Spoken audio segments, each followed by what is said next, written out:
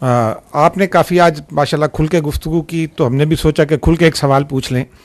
پچھلے کچھ عرصے سے ایک اسی سیاسی پارٹی پی ٹی آئی کہہ لیں، سنی اتحاد کونسل کہہ لیں، یا وہ سیاسی ٹولہ کہہ لیں، اس کے وزیر اعلیٰ کھل کر ریاست کے آئینی عہدیداروں کو دھمکیاں دیتے ہیں. بانی چیئرمین جو ہیں وہ عسکری قیادت کو کھل کر دھمکیاں دیتے ہیں، اور بے شمار واقعات ہیں، جیل میں رہ کر آرٹیکلز باہر چھپ جاتے ہیں. لیکن کوئی اس کو کاؤنٹر نہیں کیا جا رہا. نمبر 1. نمبر 2 یہ ہے کہ اسی بنیاد پر یہ دعوے کیے جاتے ہیں کہ فلاں ڈیٹ کو رہائی ہو جائے گی، فلاں ڈیٹ کو رہائی ہو جائے گی، لیکن اور پھر یہ تاثر دیا جاتا ہے کہ ڈیل ہو گئی، اور عہدیداروں کے نام بھی بتائے جاتے ہیں کہ فلاں پہنچ گیا مذاکرات کے لیے. آپ آج کھل کر اگر یہ بتا سکیں ہمیں ان ایمبیگوس ٹرمز میں کہ کیا کوئی ڈیل ہو رہی ہے، کوئی ڈھیل ہے، اور اگر نہیں ہے تو کاؤنٹر کیوں نہیں کیا گیا؟ دیکھیں، before I come to your specific question ڈیل پہ، اگر آپ اجازت دیں تو پہلے میں یہ عرض کروں گا کہ جو پاکستان کی فوج ہے، یہ پاکستان کی فوج ایک قومی فوج ہے. اس کے اندر تمام مکتبہ فکر کے لوگ ہوتے ہیں، اس کے اندر تمام قومیت کے لوگ ہوتے ہیں، تمام نسل، رنگ اور مذاہب کے لوگ ہوتے ہیں.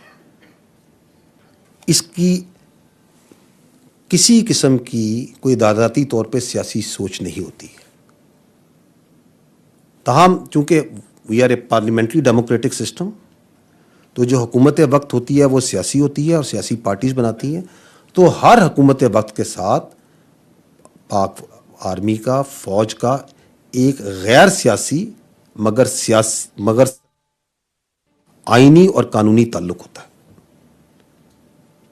ٹھیک، تو دس از امپورٹنٹ ٹو انڈرسٹینڈ.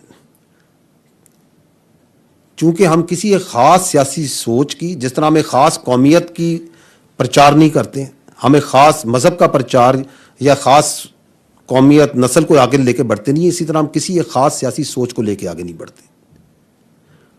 تو اس وجہ سے ہمارے لیے تمام سیاسی سوچیں، تمام سیاسی جماعتیں جو کہ عوام کی نمائندے ہیں اور سیاسی لیڈرز قابل احترام ہوتے ہیں.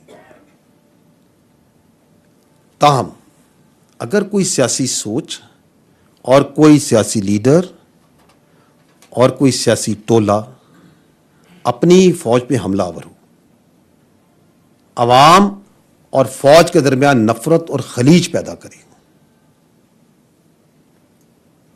اسی فوج کے، جو قوم کی فوج ہے، اسی قوم کے شہیدوں کی تضحیک کرے، اور جیسے آپ نے کہا اسی قوم کی فوج کے بارے میں دھمکیاں دے، پروپیگنڈا کرے، تو اس سے کوئی بات چیت نہیں کرے گا. سیاسی انتشاری ٹولے کے لیے صرف ایک ہی راستہ ہے کہ وہ صدقے دل سے معافی مانگے قوم کے سامنے، اور یہ وعدہ کرے کہ وہ نفرت کی سیاست کو چھوڑ کے تعمیری سیاست میں حصہ لے گا. اور ویسے بھی جو بات چیت ہے وہ سیاسی پارٹیز کو آپس میں زیب دیتی ہے، اس میں فوج یا ادارے بالکل مناسب نہیں کہ بات چیت میں آئے. میں آئی تھنک بڑا واضح طور پہ میں نے بتایا ہے، آئی تھنک بڑی کلیئرلی میں نے بتایا ہے کہ ایسی سیاسی انتشاری ٹولہ جو آپ کے سامنے جو کچھ کر رہا ہے اور کرواتا آ رہا ہے، اس کے ساتھ کوئی بات چیت نہیں ہو سکتی. ہم نہیں کر سکتے. ان کے لیے ایک ہی راستہ ہے، میں اگر آپ دوبارہ کہیں ریپیٹ کروں گا، کہ وہ صدقے دل سے معافی مانگے اس انتشار اور نفرت کی سیاست سے، اور پاکستان کی تعمیری سیاست میں حصہ لیں، پاکستان کو آگے بڑھنے میں حصہ لیں. جنرل صاحب، ممتاز بھٹی میں دن کو ریپرزینٹ کرتا ہوں.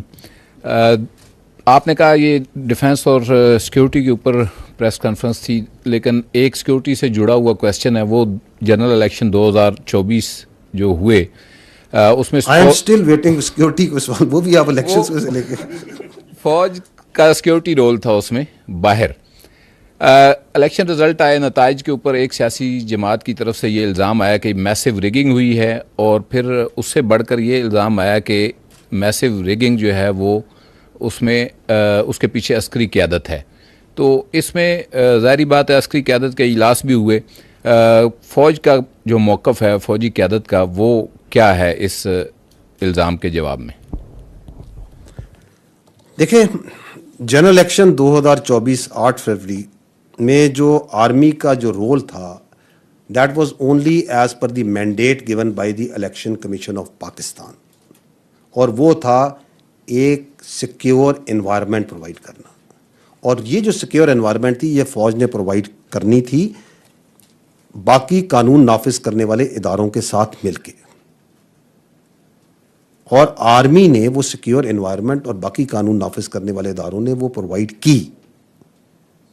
باوجود جو خطرات تھے, باوجود جو چیلنجز تھے, آپ نے ابھی بڑی تفصیل سے دیکھا کہ کس طرح پاکستان میں دہشت گردی کے واقعات جو ہو رہے ہیں اور جو اس کے خلاف جنگ لڑی جا رہی ہے ہر روز, کس طرح 100 سے زیادہ انٹیلیجنس بیسڈ آپریشنز قانون نافذ کرنے والے ادارے فوج کی لیڈ میں انجام دیتے ہیں.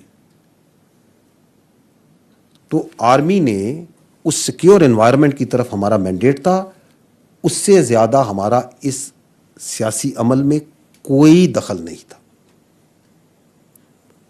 افسوس کی بات یہ ہے کہ وہ یہ لارجر جو سوشل میڈیا پروپیگنڈا کی بات ہوئی, اس میں ایک تواتر سے چونکہ ایک زہریلا بیانیہ بنایا جاتا ہے, جھوٹ بولا جاتا ہے, اسی تواتر میں الیکشنز میں فوج کی سیاسی مداخلت کے بغیر ثبوت کے جھوٹے بیانیے کو آگے بڑھایا گیا, اس کو مذموم سیاسی مقاصد کے لیے, اور کچھ میڈیا کے اور سوشل میڈیا کے عناصر نے بھی اس کو چلایا.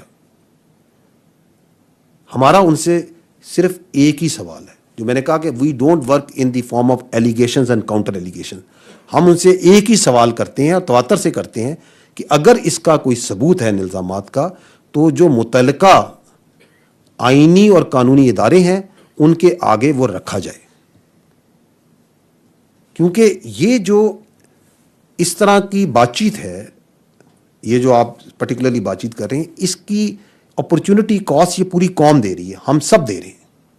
کیونکہ اس سے فرق یہ پڑتا ہے کہ جو ایکچوئل ایشوز ہیں پاکستان کے, چاہے وہ گڈ گورننس کے ہیں, چاہے وہ آپ کی معیشت کے ہیں, چاہے وہ سیکیورٹی کے ہیں, عوامی فلاح و بہبود کے ہیں, اور متعدد مسائل ہیں ہمارے, ساری توجہ بات چیت, تبصرے, فکر, سوچ, ایفرٹ وہ ڈائیورٹ ہو جاتی ہے اس نیگیٹو ڈسکشن کی طرف, اس بے بنیاد الزامات کی طرف.